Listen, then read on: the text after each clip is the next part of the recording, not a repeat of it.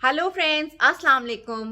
Welcome to a fresh new episode of Sundays with Sammy. और मैं उम्मीद करती हूँ कि आप सब खैरियत से होंगे, अपने अपने घरों में, अपनी ज़िंदगियों में, both personal as well as professional lifes में आप खुश होंगे, कंटेंट होंगे और मुतमईन होंगे।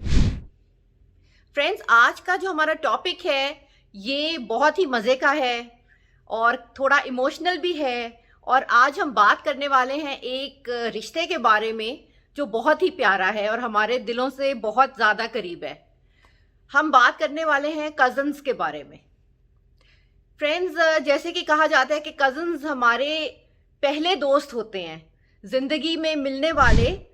ये वो लोग हमारे आसपास से हमें मिल जाते हैं जिनके साथ हम अपना बचपन शेयर करते हैं।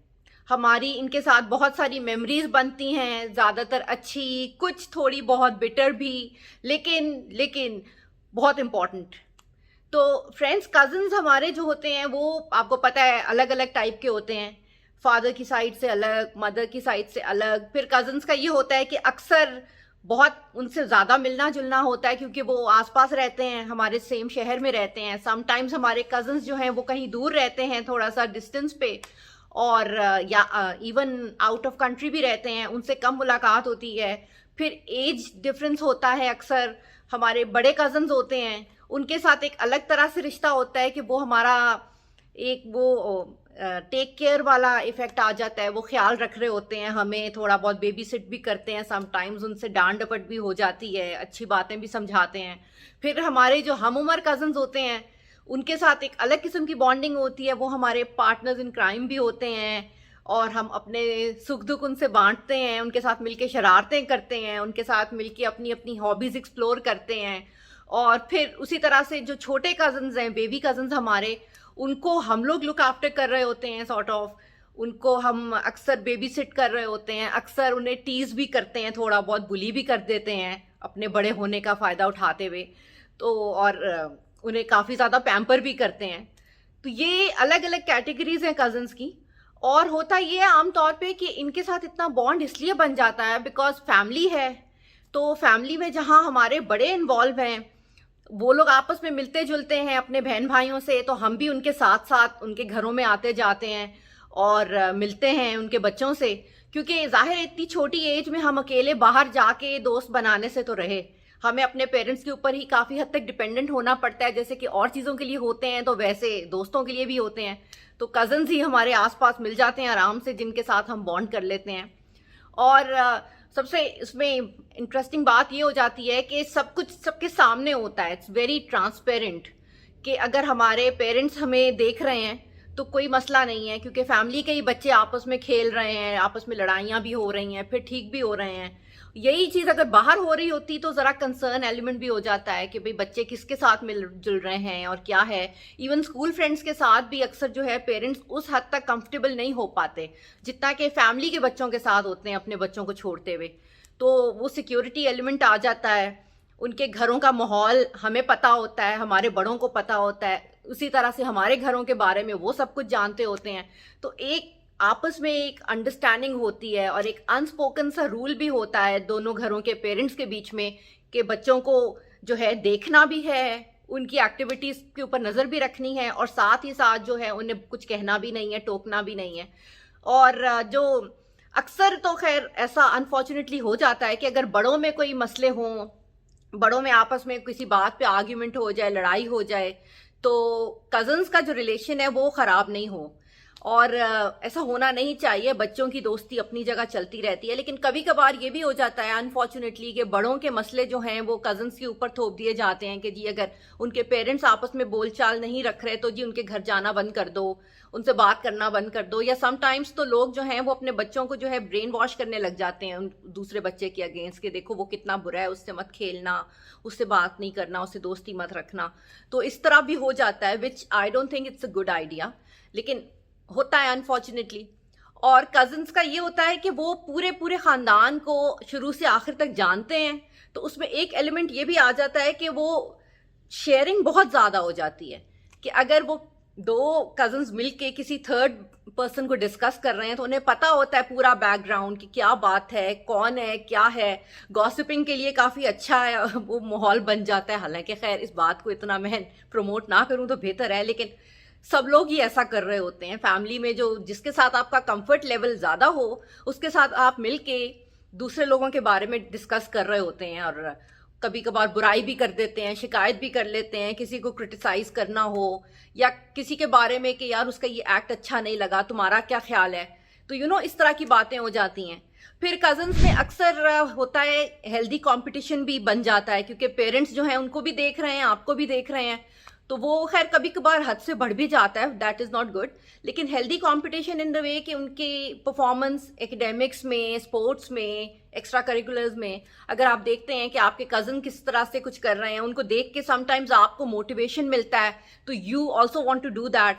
कि अगर कोई आपका बड़ा कज़न है, वो कुछ पढ़ा है, डॉक्टर बना है या लॉयर बना है या समथिंग, तो आप कहते हो यार मेरा कज़न भी ऐसे है तो मुझे भी ये करना है। आपके लिए एक सोर्स ऑफ इंस्पिरेशन बन जाती है, क्योंकि आपने उसका जर्नी देखा होता है काफ़ी करीब से, तो वो हो जाता है। फिर कभी कभार पेरेंट्स भी इंकरेज करते हैं बच्चों को कि हाँ जी उसकी तरह बनो, उस बड़े कज़न की तरह, उसकी तरह उसका करियर अडेप्ट करो, उसकी आदतें अपनाओ, उसकी तरह से एक्ट करो, ये भी हो जाता है। और कभी कभार तो खैर पेरेंट्स काफ़ी हद तक जो है वो क्रूअल भी हो जाते हैं बच्चों के साथ, कि वो कंपैरिजन करने लग जाते हैं उनके कज़न्स के साथ उनका, और वो इतना ज़्यादा हो जाता है कि वो मोटिवेट करने के बजाय कभी होता है कि उसका इफेक्ट उल्टा हो जाता है, तो दैट इज़ नॉट गुड। लेकिन आई थिंक हेल्दी कंपटीशन होने तक तो बात ठीक है। और इसी तरह से दूसरी भी एक्टिविटीज़, जैसे कि मैंने कहा एक्स्ट्रा करिकुलर या कुछ, कि भाई आपका कोई कज़न है वो म्यूज़िक में इंटरेस्टेड है या वो किसी स्पोर्ट्स में इंटरेस्टेड है, तो उसको देख देख कर आपको भी इंटरेस्ट आ जाता है, तो आप भी फॉलो करते हैं, आप उससे टिप्स ले लेते हैं, आप उसके साथ समटाइम्स हैंग आउट करते हैं, उसके क्राउड से मिलते जुलते हैं कि वो क्या कर रहा है, किस तरह का उसका माहौल है, and may be later on that person could actually guide you, mentor you into doing something which you also like. और इसी तरह छोटे बड़े ओकेजन्स, ईद वगैरह, बर्थडेज और बाकी जो सेलिब्रेशंस हैं फैमिली की, वो कज़न्स मिलके सेलिब्रेट करते हैं तो और ज़्यादा मज़ा आता है। और शादियों पे ख़ास तौर पे, क्योंकि फैमिली में अगर शादी है और सारे कज़न्स मिलके उसके बारे में प्लान कर रहे हैं, डांस प्रैक्टिसेस हो रही हैं और बाकी सारे अरेंजमेंट्स, कपड़े वगैरह मिलके बनाना, और समटाइम्स वो कलर कोऑर्डिनेट करके बिल्कुल उस तरह के अपने आउटफिट्स बनाना, उन सारी चीज़ों में भी बड़ा मज़ा आता है। ये मैंने खुद भी करके देखा हुआ है, so I know how much fun it is. बहुत मज़ा आता है ये सब करके। और अक्सर होता है कज़न्स के साथ हॉलीडेज प्लान करके, वो भी बड़ा एक मज़े का बन जाता है सिलसिला, क्योंकि अक्सर तो होता ये है कि कज़न्स हमारे जैसे छुट्टियों में इकट्ठे हो जाते हैं, जैसे कि खाला के बच्चे, मामू के बच्चे, चचा, ताया, फुफ्फो, ये सारे बच्चे जो हैं या तो हमारे घर आके रह रहे होते हैं या हम उनके घर जा रहे होते हैं हॉलीडेज़ में। स्पेशली अगर वो दूसरे शहर से आ रहे हों या हम दूसरे शहर जा रहे हों, या same thing applies to the other country as well, तो वहाँ तो ये होता है कि हमारे घरों में रह रहे होते हैं या हम उनके घर में रह रहे होते हैं, या इवन अगर एक शहर में भी हों तो जब छुट्टियाँ होती हैं स्कूल्स की, तो मोस्टली होता ये कि बच्चे इकट्ठे होना चाहते हैं, और वो रोज़ रोज़ स्कूल के और बाहर के दोस्तों के साथ इकट्ठे नहीं हो सकते, इसलिए पेरेंट्स जो हैं वो प्लान करते हैं कि फैमिली के बच्चे ही मिल बैठे हैं, कज़न्स वगैरह मिलके उनको वहाँ डे स्पेंड करने भेज दो या हमारे घर पे बुला लो, और ये सारी एक्टिविटीज़, फिर मिल के खेलना, मिल के लड़ाइयाँ, और अगर साथ में रह रहे हो तो इवनिंग्स में साथ जाना, फैमिली के साथ, बड़ों के साथ। आप कभी मॉल जा रहे हैं तो कभी रेस्टोरेंट्स में जा रहे हैं, या आप पिकनिक्स प्लान कर रहे हैं एक साथ, तो ये सारी चीज़ें ना बहुत ज़्यादा फन होता है। इस तरह की एक्टिविटीज़ में तो यू कैन इमेजिन जितने ज़्यादा लोग हों मज़ा आता है। और यही जाने पहचाने लोग, आपके आसपास वाले जिनके साथ आप कंफर्टेबल हैं, जो दोस्त हैं बेसिकली आपके, उनके साथ तो और ज़्यादा मज़ा आता है ये सब करने में। और जो गेम्स होती हैं, और लूडो खेलना, मोनोपली, कैरम, कार्ड्स, ये सारा कुछ कज़न्स के साथ मिलके करने में बहुत मज़ा आता है। और भी कई होती हैं गेम्स, नेम प्लेस एनिमल हो गया, antakshari, anything you could just come up with randomly, मिलके करने में बड़ा मज़ा आता है। बल्कि मुझे तो याद है हम कज़न्स तो कार्ड्स भी खेलते थे, कैरम बोर्ड हमने बहुत खेला हुआ है, और हम लोग तो कुशन फाइट भी करते थे। उसमें अक्सर नुकसान भी हो जाते थे, चीज़ें टूट जाती थी, बड़ों से डांट भी पड़ती थी, मगर मज़ा बहुत आता था।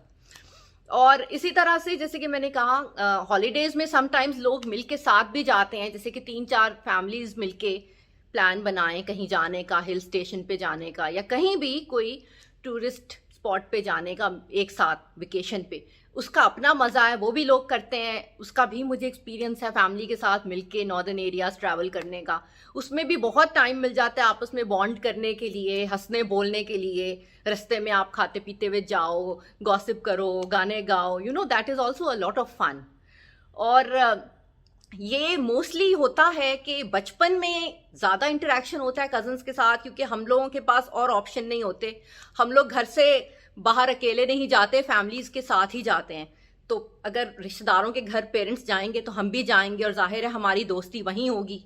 लेकिन आहिस्ता आहिस्ता जब हम अपनी ज़िंदगियों में आगे बढ़ते हैं तो नए दोस्त बन जाते हैं, फिर gradually we start getting busy, और ज़्यादा मसरूफियत हो जाती हैं, फिर हम लोग अपने काम में बिजी हो जाते हैं, फिर शादियां हो जाती हैं, बच्चे हो जाते हैं, तो इतना ज़्यादा टाइम मिलता नहीं है। फिर होता ये है कि इंसान अपने सिबलिंग्स के साथ ही मिलना जुलना रख ले तो बहुत है, वो भी कभी कभार मुश्किल हो जाता है। तो उस सूरत में आगे भी होता है कि कज़न के साथ ना ज़रा राब्ता कम हो जाता है अनफॉर्चुनेटली। और फिर at the end of the day फिर कभी कभार ही मिलना, या अगर सोशल मीडिया पे आप लोग इन टच हैं, फेसबुक के ऊपर, व्हाट्सएप के ऊपर, तो बस कोई ना कोई किसी के कमेंट के ऊपर लाइक कर देना, हैप्पी बर्थडे विश कर देना, और बस यही सब हो जाता है। तो उतनी ज़्यादा इंटरेक्शन रहती नहीं है। लेकिन जहाँ से आपने अपनी ज़िंदगी की शुरुआत की होती है ना, अपने बचपन से, वहाँ जो आपने अपने कज़न्स के साथ मेमोरीज बनाई हैं ना, वो हमेशा आपके साथ ही रहती हैं, दे स्टे विद यू, और उनको हमेशा चेरिश करना चाहिए। बाद में समटाइम्स अगर कोई हालात आप लोगों के अच्छे ना भी रहे हों, आपकी थोड़ी अनबन हो गई हो कज़न्स के साथ, वो टर्म्स ना रहें, तो भी मैं समझती हूँ कि बचपन को हमेशा अच्छा ही रखना चाहिए, वो मेमोरीज को ना टानिश नहीं होने देना चाहिए और बातों से। तो अच्छा सोचना चाहिए उनके बारे में, उनको याद करें, और अगर वो आपके साथ इन टच में हैं तो बहुत अच्छी बात है, और अगर नहीं भी हैं that is still all right, you know, I am sure उनके कोई रीजंस होंगे, कोई ना कोई वजह होगी, और वो भी मसरूफ़ हो सकते हैं, उनकी लाइफ में भी कोई ना कोई इश्यूज हो सकते हैं। तो डोंट टेक इट नेगेटिवली। अगर वो आपसे राब्ते में नहीं है, नहीं रखना चाह रहे, या किसी वजह से भी नहीं है in touch, that is still okay. उनके लिए अच्छा ही सोचें, उनके साथ जो बनाई है मेमोरीज उनको चेरिश करें, उनके लिए दुआ करें, उन्हें अपनी दुआओं में हमेशा याद रखें, और just keep those memories close to your heart, क्योंकि ये बिल्कुल ही अनटच्ड और बहुत ही प्योर किस्म के इमोशंस हैं। इनको ऐसे ही रहने देना चाहिए, क्योंकि ये हमारी सोल के अंदर हमारे साथ कहीं रह रहे होते हैं। तो इनके बारे में बिल्कुल भी बिटर ना हो। जिसके साथ मिलना जुलना है अच्छा है, जिसके साथ ख़त्म हो गया that is still all right, just let it go and move on. So friends, on this note, I would end my today's talk, and I'll see you next week inshallah with a fresh new topic. Till then, please take good care of yourself, always keep smiling, and always be positive. This is Samar Ghulam Ali signing out. Allah Hafiz. Bye bye.